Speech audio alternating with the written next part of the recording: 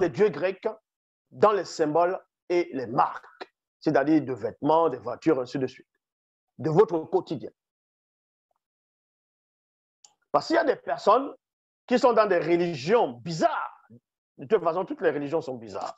Les religions dites révélées, et ils vont se dire que les dieux, c'est la seule divinité, les cieux, c'est le seul Dieu, il faut parler vers d'autres dieux, mais ils vont porter des vêtements, des marques, à l'effigie des dieux grecs, sans même savoir.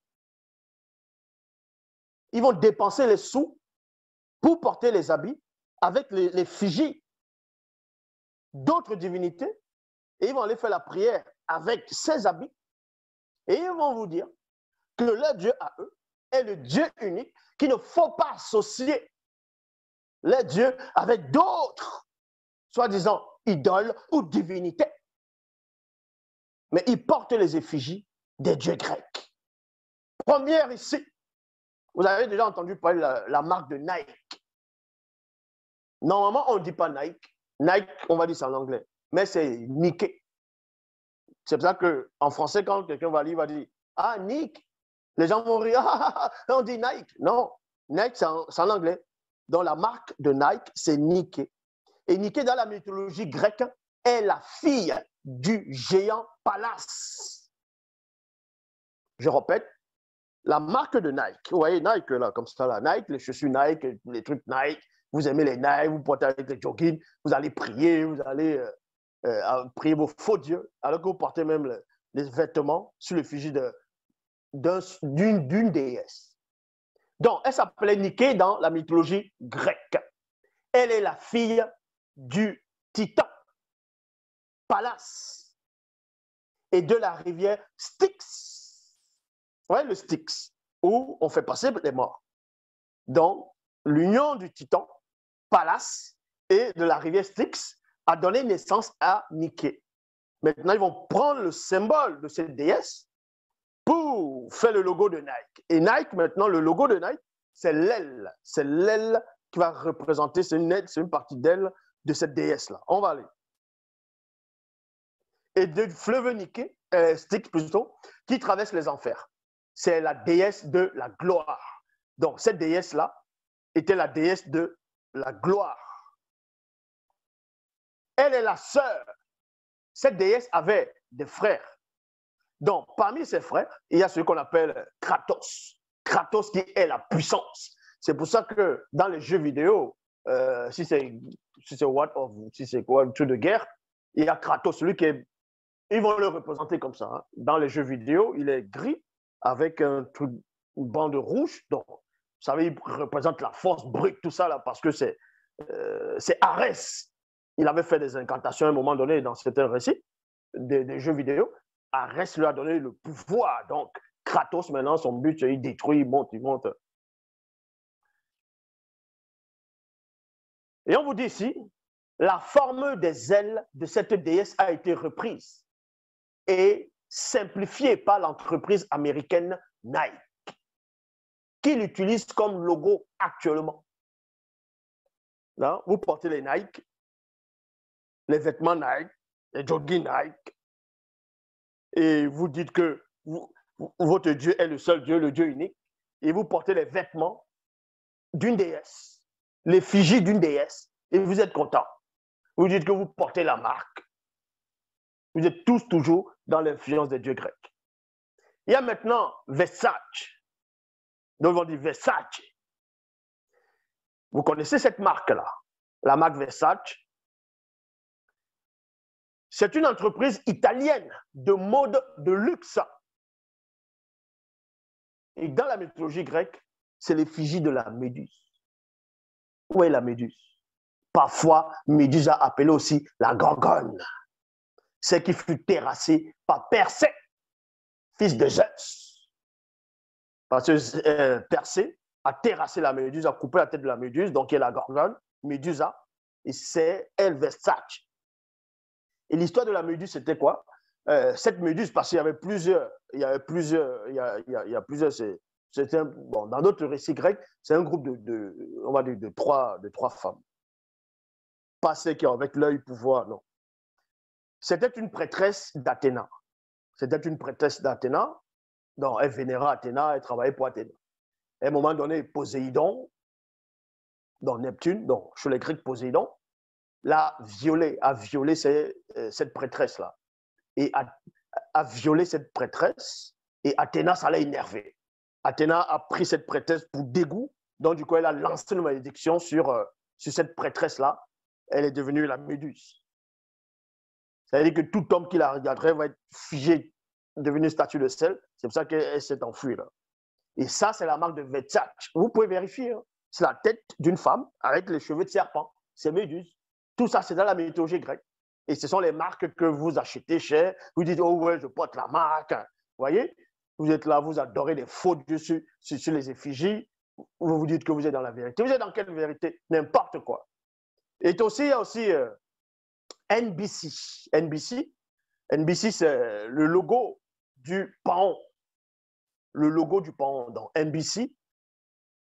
Maintenant, ceux qui, peut-être qui comprennent peut-être pas l'anglais, c'est NBC. NBC, donc on va lire NBC. Comme j'ai dit, quand vous voyez taper NBC dans NBC, vous allez voir que le logo de cette marque, c'est un paon. C'est un paon, on vous dit ici, c'est l'un des symboles populaires du logo qui utilise la mythologie pour transmettre son message de marque. Et dans la mythologie grecque, la déesse Héra, donc la sœur et la femme de Zeus, la reine des dieux, elle avait un paon. Vous voyez, vous tapez paon, vous allez voir c'est quoi. Elle avait un oiseau, paon, qui était sacré pour elle, c'était son oiseau. Maintenant, il y a plusieurs versions dans la mythologie grecque par rapport à cet oiseau. Il y a une des versions qui veut que Athéna avait un homme de main qu'on considérait comme un monstre, qui faisait les petites taches de... Non, pas Athéna, plutôt Héra. Héra avait un homme de main, on va dire comme ça, un monstre qui était à son service, qui faisait les petites taches comme ça. Quand Zeus faisait l'infidélité, à un moment, Zeus a commis une infidélité avec une femme sur la terre, et Héra a vu cela. Héra, ça l'a énervé. Et Héra descend pour aller attraper Zeus. Et Zeus était sous l'arbre, allongé avec sa bien-aimée. Parce que, voilà, il venait de... Voilà, maintenant... Et cette femme, Zeus dormait. Et cette femme a vu Héra arriver. Elle a réveillé Zeus. Elle a dit, voilà Héra qui arrive. Et Zeus a fait quoi? Il a transformé cette femme en vache. En une vache. Et quand Héra est arrivé, Héra lui dit à Zeus, mais tu fais quoi là? Qu'est-ce que tu es en train de faire là? Il dit, non, je contemple la vache, regarde comment elle est belle, la vache, tout ça là. Et Héra dit, bon, dans ce cas, offre-moi cette vache-là en cadeau. Et Zeus, ça l'a fait bizarre, mais il a quand même donné cette vache à Héra. Et Héra a pris cette vache, a amené cette vache à l'Olympe. Elle a commencé à nourrir cette vache. Et après, elle a appelé son homme de main. On va dire, ce monstre-là, c'était un monstre, un homme. On le représente sous la forme d'un humain, avec 100 yeux. Il avait des yeux sur lui, sur la tête un peu partout, le corps derrière. Comme on va représenter les chérubins, les ophanimes. Donc, il avait 100 yeux sur lui. Héra demande à cet homme-là, à ce personnage-là, de prendre cette vache et d'aller cacher cette vache quelque part où Zeus ne pourra pas voir. Donc, ce monstre-là qui a 100 yeux a récupéré la vache, a obéi à Héra, est allé cacher la vache quelque part. Et la vache a commencé à brouter de l'herbe là-bas. Et Zeus ne voyait plus cette vache. Il appelle son fils Hermès, le messager des dieux. Il dit à Hermès plutôt, va me chercher cette vache-là. Et quand tu vas trouver cette vache, va savoir où cette vache se cache. Et ensuite, tu vas tuer le monstre qui soulève la vache. Donc Hermès, le messager des dieux, vous voyez, sous ses pieds, il a ses babouches, dans deux versions, les sandales. Il a des ailes sous les pieds, sous les sandales, Hermès. Et les ailes là, la chaussure, le sandal d'Hermès, on sait que c'est Héphaïstos. Héphaïstos, dont le fils le fils d'Héra, qui avait conçu cette arme-là, en gros cette sandale-là. C'est pour ça que Marvel va reprendre l'histoire de Phaistos. Ils vont dessiner le personnage de Namor. Namor. Vous voyez, ceux qui sont allés voir le film Black Panther, le 2, il y a un personnage qu'on va appeler Namor. Namor, c'est le prince des mers, il a les ailes. Donc ça, ils ont pris ça dans la mythologie grecque. Bon.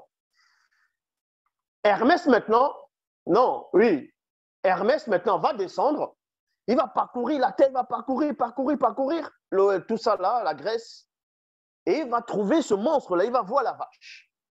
Il va venir tout doucement, il va commencer à chanter. Et le monstre-là qui se repose, les yeux commencent à se fermer petit à petit parce qu'il avait 100 yeux. Parce que Hermès chantait tellement bien, les yeux se ferment. Il vient devant le monstre, il demande au monstre, non, le monstre lui demande, mais d'où te vient, comment tu chantes bien comme ça devient tout. Dans Hermès, il parle, il commence à chanter, il chante, et ce monstre a eu confiance, il a fermé tous ses yeux, s'est endormi. Et là, Hermès a sorti le truc, il a coupé la tête du monstre, il a tué le monstre. En tuant le monstre, il a délivré la vache. Et quand Athéna a appris ça, après, Athéna s'est fâchée. Donc, pour honorer son monstre, elle a récupéré les 100 yeux de ce monstre-là dans la mythologie grecque. Elle est partie à l'Olympe. Elle allait voir son oiseau qu'elle aimait le plus, dans le paon. Elle a posé les yeux derrière les plumages du paon pour honorer ce monstre-là en reconnaissance. Ça, c'est l'une des versions.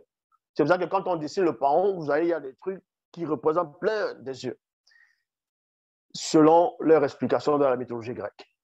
Et NBC ont pris ce logo, le logo du paon d'Athéna, et c'est ça le logo d'NBC.